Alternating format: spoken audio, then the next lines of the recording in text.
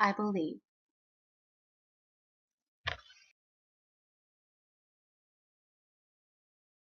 I believe in the value of human rights and that every person should have the ability to exercise those rights to live a peaceful and fulfilling life. The Bill of Human Rights, which was ratified in 1791, contains a list of human rights that governments must respect, protect, and fulfill. Human rights are important because they guarantee life, liberty, equality, and security. Human rights protect people against abuse by those who are more powerful. They are standards that allow all people to live with dignity, freedom, equality, justice, and in peace. They are a set of moral principles that apply to everyone. They force states to have to look after the basic needs of the people and protect some of their freedoms. There are 3 generations of human rights. First generation, civil and political rights. Our second generation, which includes economic, social, and cultural rights. And our third generation, which includes collective rights. Those human rights protect us from being taken advantage by government control.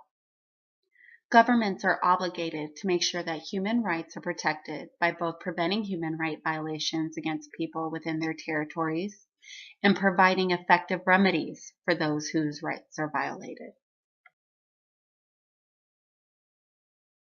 By law, our government must respect. Governments must not deprive people of a right to interfere with persons exercising their rights. They must protect. Governments must prevent violating those human rights of others. And fulfill.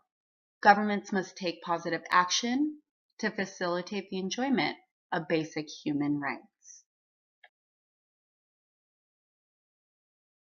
But violations of human rights happen daily. Violations exist in every part of the world. Although it is against the law to violate human rights, there is still an astounding number of violations being reported globally. Violations like torture, freedom of expression, right to health care, fair trials, protection of the law, right to clean water and environment, and right to education, and that's just to name a few. Change doesn't come easily, and in some cases, it can be painfully slow.